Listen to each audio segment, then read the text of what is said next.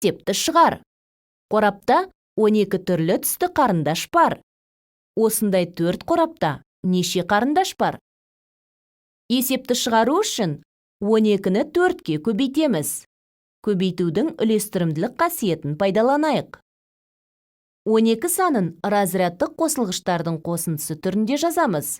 Сосын санды қосылғыштардың әрқайсысына жеке-жеке көбейтіп, шыққан нәтижелерді қосамыз. Бірақ мысалды қысқаша жазба түрінде, баған түрінде жазаламыз. Бірінші көбейткіш 12. Ол 2 разрядтан тұрады. 1 ондық пен 2 бірліктен.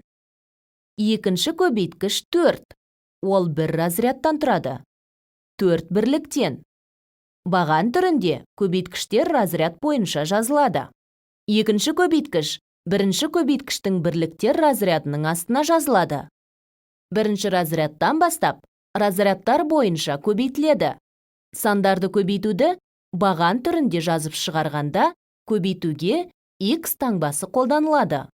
Ал тең таңбасының орнына екінші көбейткіштің астынан сызық сызылады. Көбейтуді бағандап жазғанда, үлкен санды кіші санға көбейту ыңғайлы. Ал керісінше, көбейту ыңғайсыз болады. Екінші көбейткіштегі сан бірінші көбейткіштің әрбір разрядына жеке-жеке көбейтіледі. Көбейту бірліктерден бастап орындалады.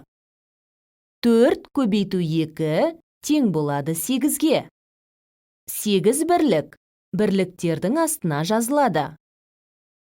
Бірінші көбейткіштің ондығына көбейтеміз. 1 ондықты 4-ке көбейткенде 4 ондық болады. 4 санын ондықтардың астына жазамыз. Жауабын оқимыз. 12 көбейту 4 тең 48 шығады.